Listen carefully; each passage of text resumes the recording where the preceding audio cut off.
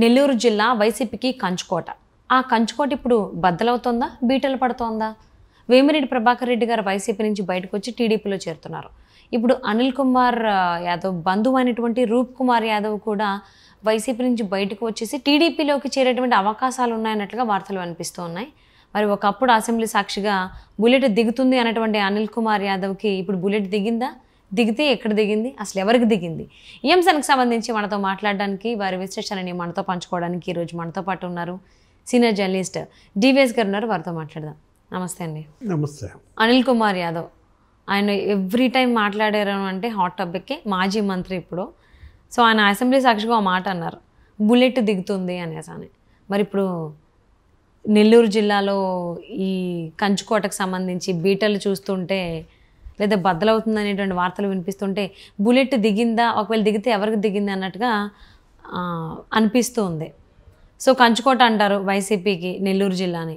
So అక్కడ వేమిరెడ్డి ప్రభాకర్ రెడ్డి గారు YCP నుంచి బయటకు వచ్చి టీడీపీలో చేరుతున్నారు. ఇప్పుడు ఆయన అనిల్ కుమార్ బంధువు అనేటువంటి రూప్ కుమార్ యాదవ్ కూడా వైసీపీ నుంచి బయటకు వచ్చేసి టీడీపీలో చేరబోతున్నారని వార్తలు వినిపిస్తున్నాయి. రీసెంట్గా వేమిరెడ్డి ప్రభాకర్ రెడ్డి గారిని కలిసినట్టుగా కూడా వార్తలు వస్తున్నాయి, దీనికోసం చర్చించారన్నట్టుగా కూడా. సో ఇది ఎంతవరకు వాస్తవం? నిజంగానే నెల్లూరు జిల్లా వైసీపీకి సంబంధించి కంచుకోట కాబట్టి బీటలు పడుతోందంటారు, అసలు ఏమంటారు మీరు? అనిల్ కుమార్ యాదవ్ నెల్లూరు సిటీ ఎమ్మెల్యే, మాజీ మంత్రి. అసెంబ్లీలో ఎప్పుడొచ్చాము అన్నది కాదన్నయ్య, బుల్లెట్ దిగిందా లేదా ఏదో అన్నాడు. ఇప్పుడు నువ్వు బుల్లెట్ ఎవరికి దిగింది, ఎక్కడ దిగింది అంటున్నావు. బుల్లెట్ దిగింది జగన్మోహన్ రెడ్డిగా. నెల్లూరు బుల్లెట్ వచ్చి ఎవరికి దిగింది? నెల్లూరు బుల్లెట్ వచ్చి ఎక్కడ దిగింది అంటే తాడేపల్లి ప్యాలెస్లో దిగింది, జగన్మోహన్ రెడ్డికి దిగింది అనేది ప్రజల్లోకి వెళ్తారు. అనిల్ కుమార్ యాదవ్ వివాదాస్పదమైన వ్యక్తి. అతని మాటలు, అతని యొక్క చేతలు మనం చూసాం. ఇరిగేషన్ శాఖ మంత్రిగా గతంలో ఏ విధంగా చెలరేగిపోయాడో, ఎలా మాట్లాడాడో, ఆ ఉద్రిక్తత, ఆ రెచ్చగొట్టే ధోరణితోనే అతను హీరో వర్షిప్ అనుకున్నాడు. ఆయన 2 టైమ్స్ ఎమ్మెల్యే.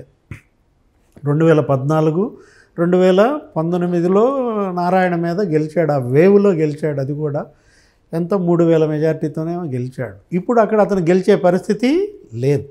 అతనికి సీట్ ఇస్తే ఈయన కంటెస్ట్ చేయనన్నాడు. ఎవరు? MP candidate Vemireddy Prabhakar Reddy.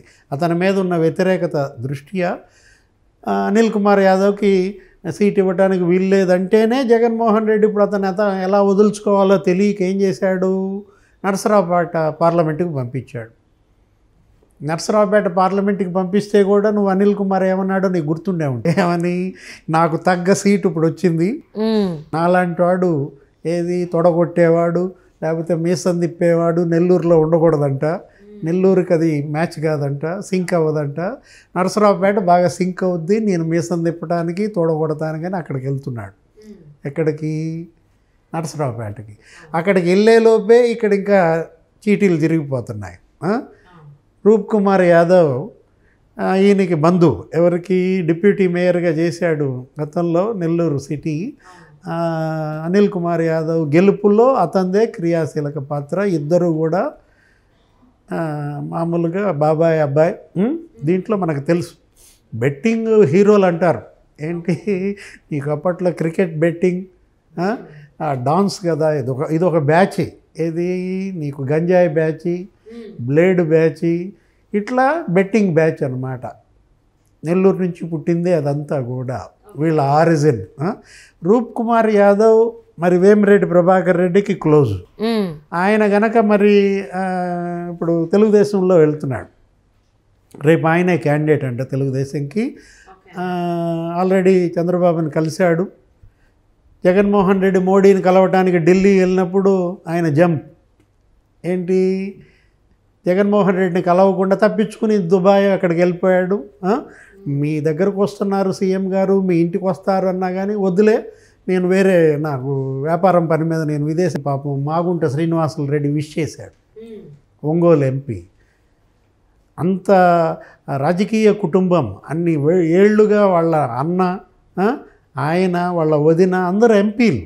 వాళ్ళ మాగుంట శ్రీనివాసులు రెడ్డి అటు నెల్లూరు జిల్లాని ఇటు ఒంగోలు ప్రభావితం చేస్తాడు. అలాంటి వ్యక్తి విష్ చేస్తే జగన్మోహన్ రెడ్డి కనీసం పట్టించుకోకుండా పలకరీయకుండా వెళ్ళిపోయాడు. చాలా మనస్తాపం చెందాడు. అవును. ఆగుంటా ఇతను కావాలనుకున్నాడేమో, ఇతనికి ముఖం చూపించకుండా వెళ్ళిపోయాడు. ఎక్కడికి? దుబాయ్. వేమిరెడ్డి ప్రభాకర్ రెడ్డి నీ ఇంటికి వస్తానంటే ఇల్లు తాళా వేసి వెళ్ళిపోయాడు. ఈయన్ని కలుద్దామని పాపం మెట్ల దగ్గర విష్ చేసినాడు, ముఖం చూడకుండా ఈయన మెట్లకి పార్లమెంట్ హౌస్లోకి వెళ్ళాడు. ఎవరు? ఎంత టిపికల్ క్యారెక్టరో చూడు జగన్మోహన్ రెడ్డిది. ఇప్పుడు బుల్లెట్ ఎవరికి దిగిలింది అన్నావు? రూప్ కుమార్ యాదవ్ వేమిరెడ్డి ప్రభాకర్ రెడ్డితో పాటు తెలుగుదేశంలో చేరితే బుల్లెట్ దిగిందా లేదా అన్నాడు కదండి అనిల్ కుమార్కి దిగిందా అనుకుంటావు నువ్వు. అనిల్ కుమార్కు బుల్లెట్ దిగిందంటే అసలు బుల్లెట్ ఎక్కడ దిగినట్టు? జగన్మోహన్ రెడ్డికి దిగినట్టు అన్నమాట. ఈ బుల్లెట్ దిగటం సంగతి ఏమో కానీ జనం రెడీగా ఉన్నారు వీళ్ళకి బుల్లెట్లు దించడానికి. బుల్లెట్ అంటే నువ్వు నిజంగా బుల్లెట్ అనుకునేవు, జనం బుల్లెట్ అంటే ఏంటి? ఓటు.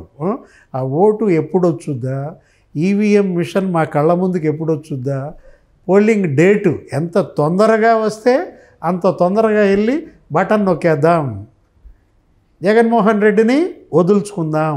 ఇప్పుడు దాకా జగన్మోహన్ రెడ్డి నొక్కాడు బటన్స్, ఇప్పుడు ఓటర్లు నొక్కడానికి రెడీగా ఉన్నారు బటన్. ఎందుకంటే అంత వైఫల్యాలు, అంత ఫెయిల్యూర్స్ అన్నమాట. నీకు జగన్మోహన్ రెడ్డి ఒకదాంటో కాదు, అన్ని రంగాలలో తీవ్రంగా విఫలమైనటువంటి జగన్మోహన్ రెడ్డి ఇవాళ ఓటమి పరాజయం నుంచి తప్పించుకోలేక ఈ జుట్టు బీక్కుంటున్నాడు. నీకు నవరత్నాల సంగతి ఏమో కానీ నవభయాలు వెంటాడుతున్నాయి ఎవరిని? జగన్మోహన్ రెడ్డిని. ఇంట్లో భయమే, పార్టీలో భయమే. ఇంట్లో భయం ఏంటి? చెల్లెళ్ళ భయం. ఇంట్లో నుంచి బయటికి రాలేడు, ఇంట్లో ఉండలేడు. పార్టీలో భయం ఏంటి? సిట్టింగ్ ఎమ్మెల్యేలు, సిట్టింగ్ ఎంపీలు వాళ్ళందరూ చీటీలు చించేశారు. ఇప్పుడు వాళ్ళంతా తిట్టు వదిలి పెడుతున్నారు. ఒకవైపు చంద్రబాబు భయం. చంద్రబాబు భయంతోనే కదా నువ్వు చంద్రబాబుని 53 రోజులు జైల్లో పెట్టింది. లోకేష్ భయం నీకెటు తెలుసు? లోకేష్ అంటే భయపడే కదా లోకేష్ మీద 23 కేసులు పెట్టింది. పవన్ కళ్యాణ్ అంటే ఇక వణుకే. పవన్ కళ్యాణ్ అంటే భయంతోనే కదా అతన్ని ఆ రోజు విశాఖ ఎయిర్పోర్ట్లో బయటికి రానియకుండా అడ్డుకుంది. ఈవెన్ రీసెంట్గా ఒక ప్లేన్ ల్యాండ్ అవ్వడానికి కూడా పర్మిషన్ లేదు అని పవన్ కళ్యాణ్ భయంతోనే కదా హెలికాప్టర్కి పర్మిషన్ ఇవ్వంది. ఆయన అసలు రాష్ట్రంలోకి రానియకుండా అడ్డం పడింది. చివరికి ఆయన రోడ్డు మీద పడుకుంది. ఇదంతా కూడా భయమే. అటు చెల్లెళ్ళ భయం, ఇటు చంద్రబాబు భయం, పైన పాపం ఏదో బీజేపీ అభయం ఇస్తుంది అనుకున్నాడు. అది ఇవ్వట్లేదని అదో భయం. అమిత్ షా అపాయింట్మెంటే ఇవాళ అభయం సంగతి ఎవరు ఇస్తారు? అటు బీజేపీ భయం తరుముకొస్తుంది. ఇలా 9 రకాల భయం మధ్య జగన్మోహన్ రెడ్డి ఇవాళ ఇరుక్కుపోయాడు. పక్క స్టేట్ నుంచి అంటే కేసీఆర్ ఏమన్నా హెల్ప్ చేస్తామంటే పాపం ఆయనకే సరిగ్గా లేదు, ఆయనే హెల్ప్ చేయాలి. రేవంత్ రెడ్డి భయం అంటే కేసీఆర్ ఏం చేయలేరు. కేసీఆర్ ఏం చేయలేకపోగా మరి రేవంత్ రెడ్డి కాంగ్రెస్ పార్టీ సాయం లేకపోగా ఇటువంటి నుంచి ఏ అటాక్ వచ్చింది. షర్మిల తరపున రేపు ప్రచారానికి వెళ్తున్నాడు. ఎక్కడికి? తిరుపతిలో కర్ణాటక తెలంగాణ సీఎంలు ఇద్దరూ కలిసి షర్మిల ప్రెజెన్స్లో మేనిఫెస్టో రిలీజ్ చేస్తాడు. ఇప్పుడు రేవంత్ రెడ్డి భయం ఇప్పుడు కొత్తగా యాడ్ అయింది. నువ్వు ఇలా పలు భయాల మధ్య జగన్మోహన్ రెడ్డి ఆ ఓటమి భయంతో వణికిపోతున్నాడు. సో ఒకప్పుడు అనిల్ కుమార్ యాదవ్ చేసినటువంటి కామెంట్స్ ఇప్పుడు ఆయనకి తిరిగి వర్తిస్తున్నాయి.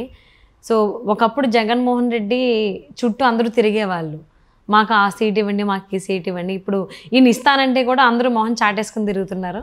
అంటే నేను భయం గురించి మాట్లాడుతుంటే నువ్వు మళ్ళీ బుల్లెట్ గురించే వస్తున్నావు. బుల్లెట్ దిగిందా లేదా? అంటే నెల్లూరు జిల్లా అంటే గుర్తొచ్చేది అనిల్ కుమార్ యాదవ్ కాబట్టి ఇంకా అక్కడికే రావాల్సి వస్తుంది ఏం చేసినా కానీ. సో స్టార్ట్ చేసిందే నెల్లూరు జిల్లాకు సంబంధించి వైసీపీ కంచుకోటగా చెప్పుకుంటారు. అది ఇప్పుడు బీటలు బారుతోంది. సో బీటలు బారుతుందో అసలు మొత్తానికి బద్దలవ్వబోతుందా అనేది ఫస్ట్ అందరికీ రెండిట్లో ఏదో ఒకటి అయితే అవుతుంది అనేది క్లారిటీ ఉంది. సో ఏ